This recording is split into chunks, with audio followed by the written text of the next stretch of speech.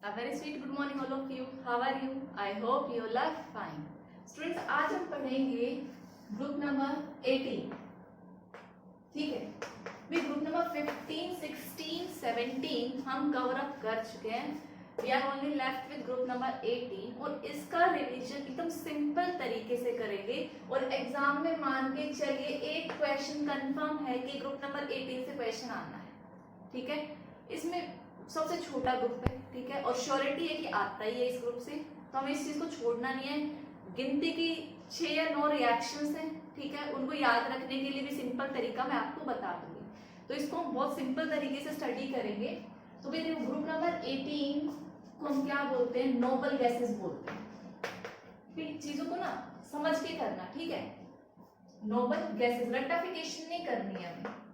इन्हीं को हम किस नाम से जानते हैं? इनर्ट गैसेस के नाम से भी जानते हैं. ठीक है, और इन्हीं को हम एरोजेंस भी बोलते हैं. भाई इनकी क्या है? फुल्ली फिल्ड कॉन्फ़िगरेशन है. क्या है? Fully filled configuration. अब फुल्ली फिल्ड कॉन्फ़िगरेशन है, इसीलिए ये क्या है? इनर्ट है. ना ये इलेक्ट्रॉन का गेन करेंगे ना ये लॉस करेंगे. इनकी कॉन्फ़िगरेशन Ns2 Np6 है. ठीक है, इसीलिए ये क्या है? इनर्ट है. इनकी आयोनाइजेशन एनर्जी क्या मिलेगी आपको? भाई स्टेबल कॉन्फ़िगरेशन है तो इनकी आयोनाइजेशन एनर्जी क्या होगी? High ionization energy. ठीक है, मेंबर्स कौन कौन से इसके? Helium, neon, argon, krypton, xenon, radon. ठीक है, सभी ग्रुप्स के कंपैरिजन में इनकी आयनाइजेशन एनर्जी ज्यादा. इतनी बात समझ में आती है. और साइज का हमें पता है, ऊपर से नीचे साइज क्या होता है भाई? इंक्रीज होता है. ठीक है, साइज इंक्रीज होगा तो आप बोल सकते हो ऊपर से नीचे आयोनाइजेशन एनर्जी क्या करेगी? डिक्रीज करेगी. बट ओवरऑल क्या रहती है? ज्यादा रहती है अदर ग्रुप्स के कंपैरिजन में. ठीक है, तो हमने फर्स्ट प्रॉपर्टी देखी साइज. आप लिख सकते हो साइज बना के, ऊपर से नीचे क्या हो रहा है? साइज इंक्रीज हो रहा है. नेक्स्ट प्रॉपर्टी हमारी आयनाइजेशन एनर्जी. आप बोल सकते हो साइज जब इंक्रीज हो रहा है तो आयनाइजेशन एनर्जी क्या होगी? डिक्रीज होगी. But they have high ionisation energy because of fully filled configuration. ठीक है, next property electron gain enthalpy. Electron gain enthalpy भी क्या होगी? इनकी कोई टेंडेंसी नहीं होती कि इलेक्ट्रॉन गेन करें. अब कोई टेंडेंसी नहीं है, इसीलिए एनर्जी रिलीज नहीं होती. तो आप क्या बोलोगे? It has high positive electron gain enthalpy. Energy release की जगह आपको अगर इलेक्ट्रॉन गेन कराना है तो आप एनर्जी क्या करेंगे? सप्लाई करेंगे. तो इलेक्ट्रॉन गेन एंथैल्पी की पॉजिटिव वैल्यू आती है, ना कि नेगेटिव आती है यहाँ पे. ठीक है, तो ये जनरल कैरेक्टरिस्टिक्स थी. 3 कैरेक्टरिस्टिक बताया मैंने आपको: साइज, आयनाइजेशन एनर्जी और इलेक्ट्रॉन गेन एंथैल्पी. अब हम बात करें इसके फिजिकल प्रॉपर्टीज की. ठीक है, भाई फिजिकल प्रॉपर्टीज में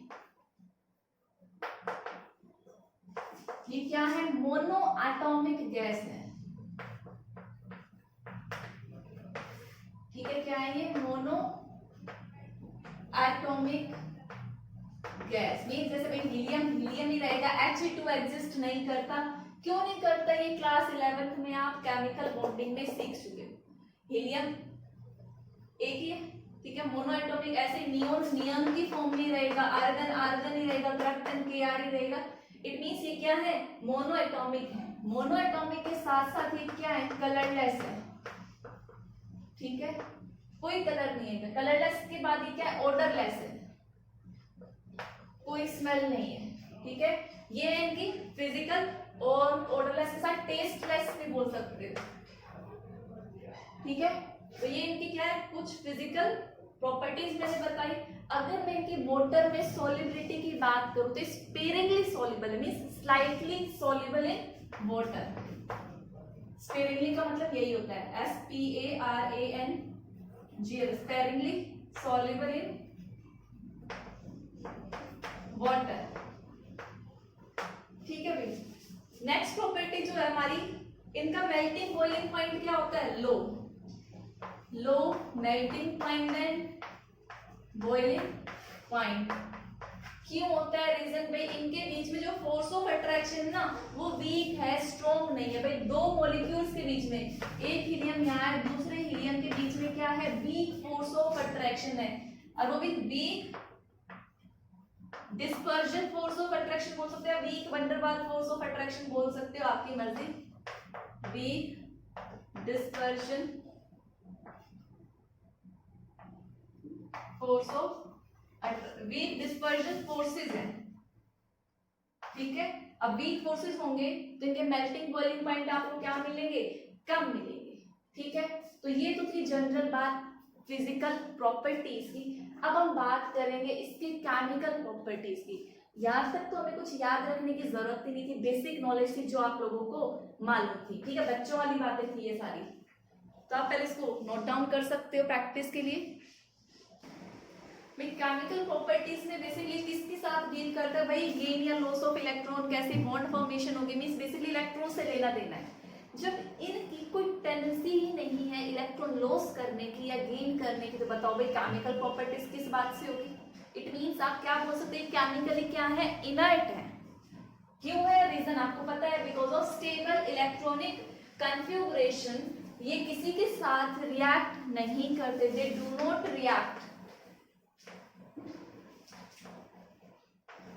क्यों? बिकॉज इनकी क्या है? स्टेबल कन्फिगुरेशन है। स्टेबल कन्फिगुरेशन की वजह से इनकी आयनाइजेशन एनर्जी क्या है? हाई है, और इलेक्ट्रॉन गेन एंथैल्पी क्या है? हाईली पॉजिटिव है। तो ये रिएक्ट करना पसंद नहीं करते एट रूम टेम्परेचर, ये बोल सकते हो, ठीक है। इसीलिए इनकी केमिकल प्रॉपर्टीज, आप रूम टेम्परेचर बोलना चाहो तो बोल सकते हो, मेरे को डाउट है, मतलब जनरल ये देखा गया, रूम टेम्परेचर को हटा दो। बट एक साइंटिस्ट था नील बार्टलेट, ठीक है, स्पेलिंग देखे ना बार्टलेट की, BARTLET, ठीक है। नील बार्टलेट था, इसने क्या देखा? इसने पाया कि जो आपका PTF6 है, स्ट्रॉन्ग ऑक्सीडाइजिंग एजेंट है। ही फाउंड दैट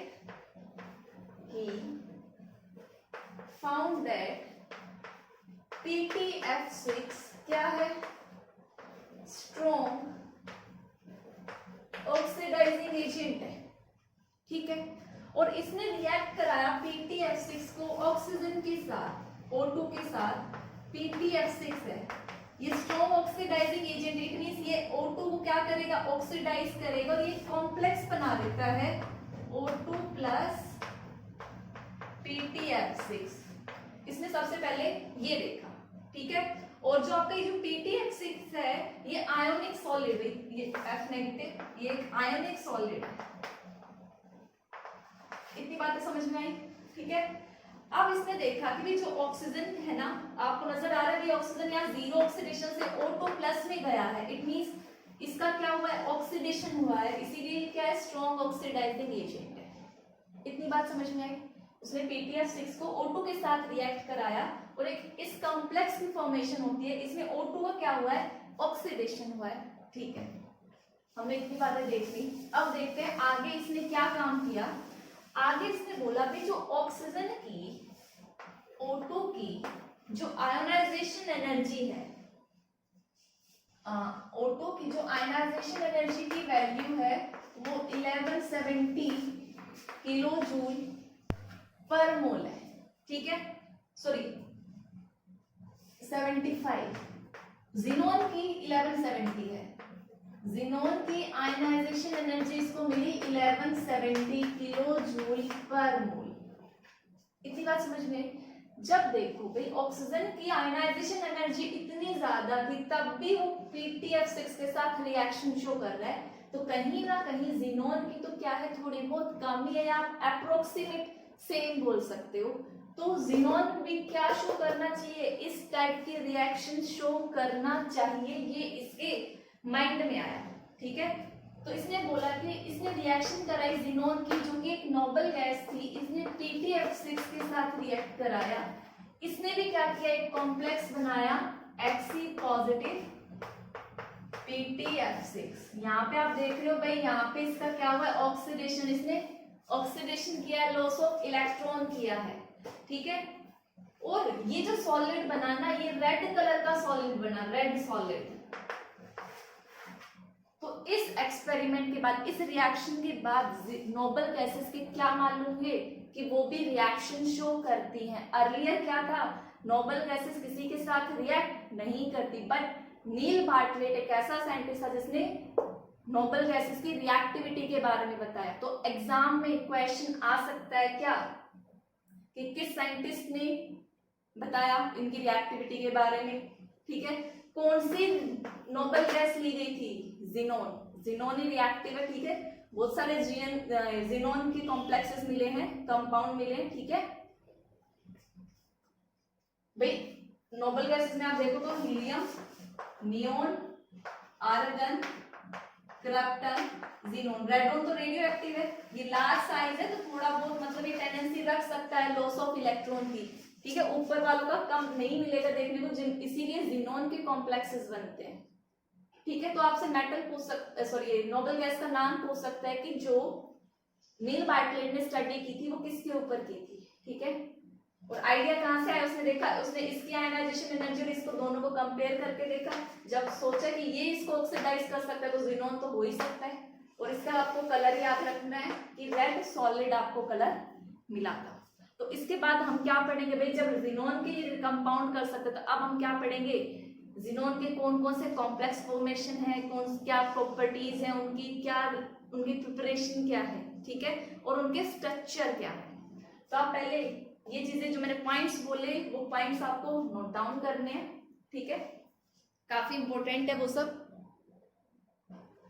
भाई। अब हम किसके कॉम्प्लेक्सेस पढ़ेंगे, हमने देखा जिनोन ही रिएक्टिव है, थोड़ा बहुत जो भी है तो जिनोन के ही कॉम्प्लेक्सेस हम नोबल गैस वाले में पढ़ते हैं। तो हम सबसे पहले देखते हैं जिनोन फ्लोराइड्स। बेसिकली 3 फ्लोराइड होते हैं, XeF2, XeF4 एंड XeF6। तो सबसे पहले बात करें इसकी प्रिपरेशन की, तो भाई प्रिपरेशन तो सिंपल होगी, जिनोन और फ्लोरीन को रिएक्ट कराओ, ठीक है। लेकिन यहाँ पे कंडीशन क्या है, अगर जिनोन एक्सेस में रहता है, अगर जिनोन एक्सेस में रहता है तो आपका मिलता है XeF2, ठीक है। ये कंडीशन भाई 673 लगभग ज्यादा डिफरेंस नहीं है, ऑलमोस्ट थोड़ा बहुत टेम्परेचर्स में वेरिएशन है, 1 बार 70 बार, प्रेशर में 60 to 70 है, ठीक है। ये कंडीशन याद रख सकते हो तो बेटर है, बट अगर ये याद ना हो तो भी चलो काम चला ले कोई, बट यहाँ की कंडीशंस आपको याद रखनी है कि जब आपको जिनोन फ्लोराइड XeF2 बनाना हो तो जिनोन क्या होना चाहिए, एक्सेस में होना चाहिए, तब आपका XeF2 बनेगा। बट अगर आपको क्या बनाना है, XeF4 बनाना है, तो इनका रेशियो आपको लेना पड़ेगा 1:5, ठीक है। इट मीन्स अगर एक मोल जिनोन है तो 5 मोल F2 के होने चाहिए, 1 ग्राम जिनोन है तो 5 ग्राम F2 के होने चाहिए, मतलब रेशियो जो भी लो वो 1:5 में होना चाहिए फॉर XeF4। XeF6 की बात करें तो वहां पे रेशियो होना चाहिए 1:20। जब 1:20 रहेगा तो आपका क्या बनेगा, XeF6 बनेगा, ठीक है। तो सिंपल सी बात है, अगर XeF2 बनाना तो XeF4 बनाना 1:5, XeF6 बनाना 1:20, ठीक है। तो ये तो बात हो गई प्रिपरेशन की। अब आगे हम देखेंगे इनकी प्रॉपर्टीज के बारे में, ठीक है। तो आप पहले इसको कॉपी करो। So students, physical property simple सी है, कलरलेस क्रिस्टलाइन सॉलिड्स होते हैं, जो XeF2 है, XeF4 है और XeF6 है, ये सॉलिड्स हैं सबके सब। सबलाइन की बात करते हैं 298 डिग्री केल्विन पर सबलाइन हो जाते हैं, ठीक है। ये पावरफुल फ्लोरीनेटिंग एजेंट है, मींस ये फ्लोरीन रिलीज करते हैं। फॉर एग्जांपल भाई आपने क्या लिया, XeF2 लिया, इसकी रिएक्शन आपने किसके साथ कराई, H2 के साथ कराई, ठीक है। तो ये क्या बनाएगा भाई, XeF2 फ्लोरीनेटिंग एजेंट बोल रही हूँ, तो इट मींस X से यहाँ से रिलीज हो जाएगा और यहाँ से क्या रिलीज करेगा, फ्लोरीन, वो इसके साथ कंबाइन करके क्या बना लेगा, HF बना लेगा। सिमिलरली अगर मैं XeF4 भी लेती हूँ, हाइड्रोजन के साथ रिएक्ट भी कराती हूँ, तो सीन क्या मिलेगा, XeFHF। सिमिलरली XeF6 H2 के साथ रिएक्ट कराओगे जिनोन और वही आपका हाइड्रोजन फ्लोराइड। सिर्फ फर्क क्या रहेगा, बैलेंसिंग का फर्क रहेगा, इनकी अमाउंट में फर्क रहेगा। तो आप क्या कर सकते हो, इन सबको बैलेंस कर सकते हो। यहाँ पे कितना आएगा 2, ठीक है, यहाँ पे 4, तो ये 2, 6 है, तो यहाँ पे 6, यहाँ पर 3, ठीक है। तो ये बहुत ही अच्छे फ्लोरीनेटिंग एजेंट है, ठीक है। और भाई ये जो है ना XCF2, XCF4, XCF6, इनका हाइड्रोलिसिस भी क्या होता है, बहुत इजी होता है, ठीक है। अब हाइड्रोलिसिस भी क्या होते हैं, दो टाइप के होते हैं, एक पार्शियल हाइड्रोलिसिस और एक कंप्लीट हाइड्रोलिसिस। पार्शियल हाइड्रोलिसिस में मींस आपने लिमिटेड अमाउंट में वाटर ऐड किया है, और कंप्लीट हाइड्रोलिसिस मतलब वाटर की अमाउंट ज्यादा है, कंप्लीट हो चुकी है रिएक्शन, ठीक है। तो हम हाइड्रोलिसिस डिस्कस करेंगे, पार्शियल और कंप्लीट हाइड्रोलिसिस। क्वेश्चन वहीं से आते हैं, काफी इंपॉर्टेंट है, इसकी प्रिपरेशन भी इंपॉर्टेंट थी, ठीक है। तो आप पहले इसको कॉपी करो।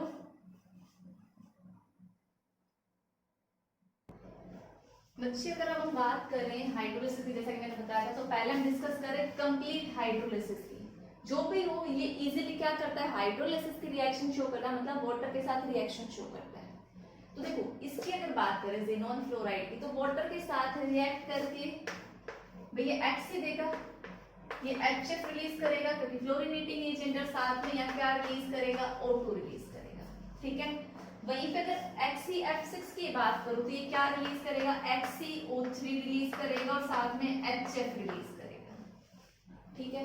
और देखो भी ये बीच का है, इन बिटवीन है, ये F2 यहाँ 6 है, ये 4 है, तो ये किस रिएक्शन में जाएगा, ये वाले तो देखो डिस्प्रोपोर्शन में नहीं थे, ठीक है, लेकिन ये क्या शो करेगा, ये डिस्प्रोपोर्शन रिएक्शन शो करेगा, और उसके प्रोडक्ट क्या होंगे, इन दोनों के ही प्रोडक्ट हैं जो ऊपर नीचे बने। देखो भाई ये XC बनाएगा जो ऊपर बना, ये नीचे वाले का XCO3 भी बनाएगा, ठीक है। ये HF भी रिलीज करेगा और ये O2 भी रिलीज करेगा जो ऊपर की, ठीक है। यहाँ पे ज़ीनोन का ऑक्सीडेशन भी हुआ है और रिडक्शन भी हुआ है, इट मींस ये जो XCF4 है ये डिस्प्रोपोर्शन रिएक्शन में गया है, ठीक है। और यही रिएक्शन क्या है, इंपॉर्टेंट भी है। जब आपको ये रिएक्शन याद तो हो ही जाएगी जब ऑटोमेटिकली ऊपर वाले याद होंगे, ठीक है। तो ये याद रखना है आपको, XCF2 क्या बनाएगा, ज़ीनोन HFO2, ये क्या बनाएगा, XCO3 और HF, और बीच वाले में क्या होंगे, देखा जाए तो यही सारे प्रोडक्ट जो ऊपर नीचे हैं वही आपके इस केस में भी बने, ठीक है। अब आपका होमवर्क क्या है कि मैंने ये रिएक्शंस बैलेंस नहीं की हैं, आपका काम क्या है, तीनों रिएक्शंस को बैलेंस करना है, क्योंकि एग्जाम में काफी बार आता है, मतलब जो भी रिएक्शन है विद बैलेंसिंग, तो आपको बैलेंस करना भी आना चाहिए। तो आप इनको बैलेंस करना सिंपल तरीका है जो आपने बचपन की क्लास 10th में भी सीखा हुआ है, ठीक है, और क्लास 11th में भी सीखा है। तो ये थे भाई कंप्लीट हाइड्रोलिसिस, ठीक है। कंप्लीट हाइड्रोलिसिस में ज़ीनोन प्रोडक्ट बनता है, XCO3 बनता है, HF बनता है, O2 बनता है, किसमें क्या बनेगा, आई होप सभी को क्लियर हो गए होंगे, ठीक है। जो आपकी इनकम्प्लीट हाइड्रोलिसिस है इन्हीं के साथ में वो क्या बनाती हैं, ज़ीनोन ऑक्सीफ्लोराइड्स बनाती हैं, ठीक है। तो बाय पार्शियल हाइड्रोलिसिस आपको क्या मिलेंगे, ज़ीनोन के ऑक्सीफ्लोराइड्स मिलेंगे। तो अब हम उनकी रिएक्शन देखते हैं, पहले आप इनको कॉपी करो। अब देखो पार्शियल हाइड्रोलिसिस में हमने देखा कि ऑक्सीफ्लोराइड्स बनेंगे, तो मैंने XCF4 को रिएक्ट कराया वाटर के साथ में, ठीक है। जब आप XCF4 को रिएक्ट कराएंगे तो आपका बनेगा XeOF2, ठीक है। और XeOF2 के साथ साथ क्या रिलीज होगा, आपका HF रिलीज होगा, ठीक है भाई, हाइड्रोजन है, फ्लोरीन है, HF तो होना ही। और जो आपके ज़ीनोन फ्लोराइड है ये ऑक्सीफ्लोराइड्स है, ऑक्सीजन और फ्लोरीन है इनके साथ में, बट जो XCF6 से दो ऑक्सीफ्लोराइड्स बनाता है, एक तो बनाता है XeOF4 जब आपका एक वाटर मॉलिक्यूल होता है, और ये XeO2F2 बनाएगा जब आपके 2 वाटर मॉलिक्यूल है, साथ में क्या रिलीज होंगे आपके HF, ठीक है। तो XeOF4 तो बनाएगा XeOF2 और XCF6 आपके बनाएंगे दो टाइप के ऑक्सीफ्लोराइड्स, XeOF4 एंड XeO2F2। तो ये आपको याद रखना है। तो सिंपल से टोटल 9 रिएक्शंस है इस चैप्टर में, 3 तो प्रिपरेशन की, ठीक है, जो हमने देखा था ज़ीनोन एक्सेस में होगा प्रिपरेशन वाली तीन रिएक्शन कौन सी थी? Xc प्लस में F2 क्या बनेगा? XeF2 बनेगा।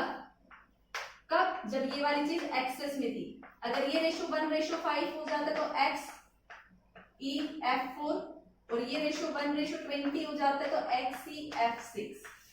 ठीक है, तीन हमने इसकी कंप्लीट हाइड्रोलिसिस की देखी थी और ये तीन क्या है? ऑक्सिक फ्लोराइड्स की रिएक्शन है जो कि इंपॉर्टेंट है और ये चीज आपको याद रखनी है। ठीक है, अब हमारे पास बचते हैं इनके स्ट्रक्चर्स। तो अब हम स्ट्रक्चर पढ़ेंगे, तो पहले आप इसको नोट डाउन करिए।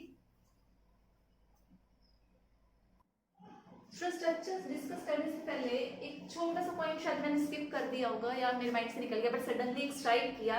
एक बार किसी बच्चे ने पूछा था, ठीक है, वही जो जिनोन वाला जो कॉम्प्लेक्स जो नील बार्टलेट ने एक्सपेरिमेंट किया, ठीक है, तो जो उसने एक्सपेरिमेंट किया था वो यही था कि भाई जिनोन और ये जो PP(F6) के साथ रिएक्ट कराया।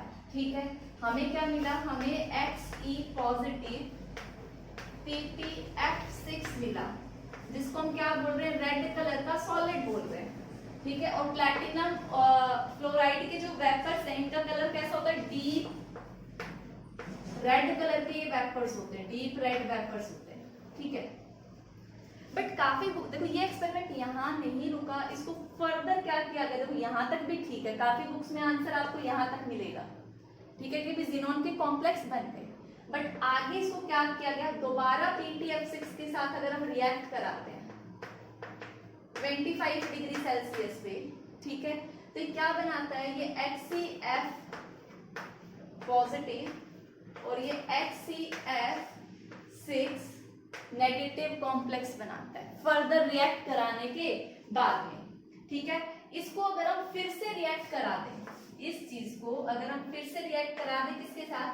PTF6 का। अब टेम्परेचर ले रहे 60 डिग्री सेल्सियस, तो हमारा जो कॉम्प्लेक्स बनता है वो क्या बनेगा? XeF पॉजिटिव और Xe2F11 नेगेटिव। ठीक है, सॉरी PT आएगा बेटा। ठीक है, ये मैंने गलती से कर दिया PTF6। PT प्लैटिनम चल रहा था ना अंदर, प्लैटिनम PT2F। हाँ अब सही। तो ये जो है ये आपका होता है येलो कलर का सॉलिड। ठीक है, कुछ बुक्स में, हाँ कुछ बुक्स में ये वाला फाइनल रिजल्ट भी मेंशन किया होता है और कुछ बुक्स में ये वाला भी रहता है। तो आपको आंसर क्वेश्चन में पूछा क्या गया उसके अकॉर्डिंग डील करना है। सपोज करो कंडीशंस वगैरह लिखी हुई कि प्लैटिनम आपने एक्सेस में लिया और टेम्परेचर 60 डिग्री लिया, तो आप फाइनल प्रोडक्ट ये बनाएंगे। अदरवाइज सिंपल है तो आप यहाँ तक भी इसको छोड़ सकते हो। तो ये था कंप्लीट रिएक्शन। ठीक है, आई थिंक आपके लिए लेवल पे इतना ही, बट किसी को कॉम्पिटिटिव एग्जाम्स वगैरह के लिए करना थी आप उस चीज में देख सकते हो कि जो येलो कलर के कॉम्प्लेक्स की बात कर रहा है वो इसकी बात कर रहा होगा, अगर रेड कलर के कॉम्प्लेक्स की बात कर रहा है। सपोज करो क्वेश्चन आ गया कि आपने जिनोन और प्लैटिनम फ्लोराइड को PTF6 को रिएक्ट कराया और एक रेड कलर का कॉम्प्लेक्स मिला, उसका फॉर्मूला बताओ, तो आप ये लिखोगे। और आपसे बोला गया येलो कलर वाला बताओ, तो आप ये वाला लिखेंगे। तो ये छोटा सा डिफरेंस है, याद रखना है आपको।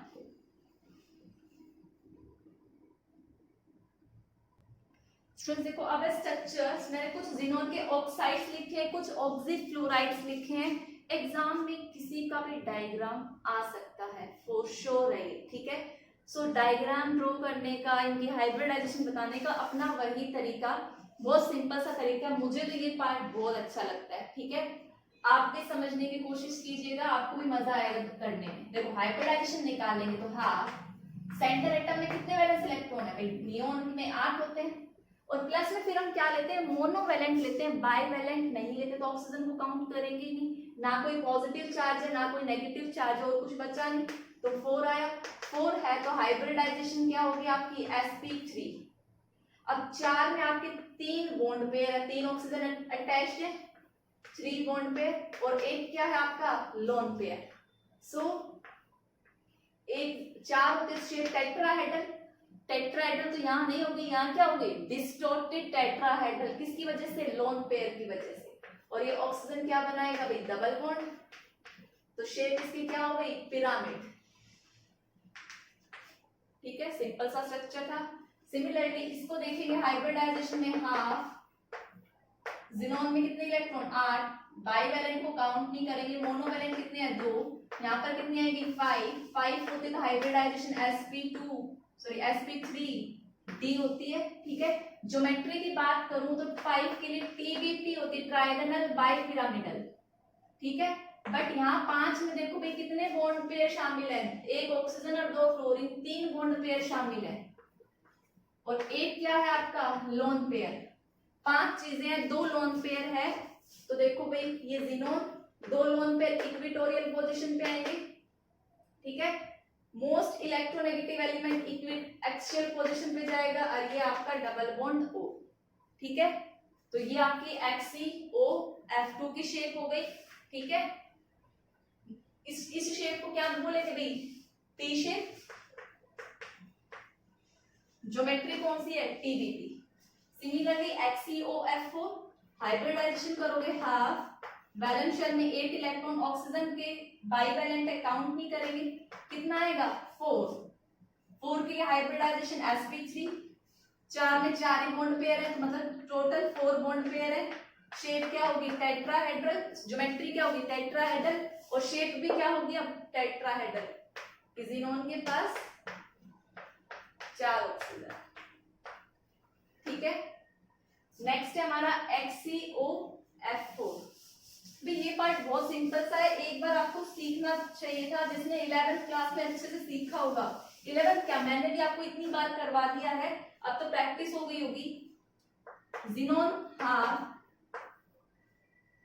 ठीक है, जिनोन में 8 इलेक्ट्रॉन, बाईवैलेंट काउंट नहीं करेंगे, मोनोवैलेंट कितने हैं 4 है, 12/2 कितना है 6 के लिए हाइब्रिडाइजेशन क्या होगी sp3d2, 6 में 4 और 1 5 बॉन्ड पेयर है, और एक क्या है लोन पेयर है।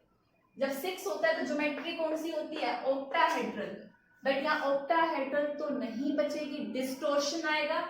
अब डिस्टोर्शन आएगा तो जिनोन बीच में, एक लोन पेयर को नीचे की तरफ दिखाना है तो, और double bond O, double bond O, double bond O, double bond O, sorry एक ही डबल बॉन्ड O था ना, इधर इसे बना दिया भैया। जिनो एक लोन पेयर है, एक डबल बॉन्ड O है, और 4 क्या है आपके फ्लोरीन है, तो ये स्क्वायर और ये ऊपर पिरामिड बन रहा है, तो क्या बन जाएगा स्क्वायर पिरामिडल। ठीक है, तो ये कुछ स्ट्रक्चर्स थे, आप इनको पहले नोट डाउन करो स्टूडेंट्स। 3 और हैं, ठीक है, ऑक्सीफ्लोराइड थी सबके सब। अब इनमें से मैं एक करवा देती हूँ, बाकी तो आप खुद करेंगे, होमवर्क है और मैं चेक भी करूंगी। ठीक है, जो आप मेरे पास सेंड करेंगे। XeOF4 का चलो मैं बना रही हूँ, इसकी हाइब्रिडाइजेशन अगर मेरे को फाइंड आउट करनी हो, हाफ 8 इलेक्ट्रॉन वैलेंस शेल में, बाईवैलेंट था कंसीडर नहीं करेंगे, फ्लोरीन कितने हैं 4, कितना आया भाई 12/2 6 होगी, तो हाइब्रिडाइजेशन क्या होगी आपकी sp3d2। इतनी बात समझ में आई? ठीक है, अब शेप क्या होगी भाई, ऑक्टाहेड्रल होगी, 4 ही बॉन्ड पेयर है, सॉरी 6 में 4 ही बॉन्ड पेयर है, लोन पेयर कोई है नहीं। ठीक है, तो XeO2F2 का क्या होगा Xe double bond O, double bond O, और 4 क्या है आपके फ्लोरीन है, तो ये आपका किसका स्ट्रक्चर हो गया XeO2F4 का हो गया। ठीक है, तो देखो भाई ये 2 ऑक्सीजन थे, सिमेट्री देखने में यहाँ पे तो सारे एंगल 90 डिग्री पे हैं, तो लेकिन ऊपर नीचे मैंने रख दिया है। ठीक है, अदरवाइज जो TBP होती है आपकी, उसमें मोर इलेक्ट्रोनेगेटिव आपका कहाँ जाएगा एक्सियल पोजीशन पे, और लेस इलेक्ट्रोनेगेटिव जाएगा आपका इक्वेटोरियल पे। ठीक है, जो कि इन केसेस में आएगा वो आप खुद से करेंगे। ठीक है, अब ना इसके बाद बचते हैं यूजेस ऑफ नोबल गैसेस। इनके बहुत सारे यूजेस हैं। ठीक है, आपको क्या करना है, हर एक गैस के यूजेस याद रखने हैं। ठीक है, मैं आपको पहले भी नोट डाउन करवा चुकी हूँ और आपको बुक्स में भी मिल जाएंगे। उन यूजेस को भाई जैसे बल्ब में यूज करते हैं इनर्ट गैस, बहुत सारे हाइड्रोजन टॉर्चेस वगैरह में हम इनका यूज करते हैं। तो बहुत सारे यूज है, हीलियम वाले बैलून्स होते हैं आपके, ठीक है। तो हीलियम, नियॉन हो, आर्गन हो, क्रिप्टन हो, जिनोन हो, रेडोन हो, इन सब का कोई ना कोई यूज जरूर है। एग्जाम में किसी का भी पूछ सकते हैं। तो ये भी आपका होमवर्क है, आपका ये 2 क्वेश्चन सॉल्व करना होमवर्क है और आपको इनके यूजेस देखना होमवर्क है, ठीक है। सो स्टूडेंट्स, आज के लिए इतना ही कि हम अपना चैप्टर आज फिनिश कर चुके हैं, ठीक है। तो आपको क्या करना है, सिर्फ और सिर्फ क्वेश्चन प्रैक्टिस करना है। तो आज के लिए इतना ही। Thank you and have a nice day.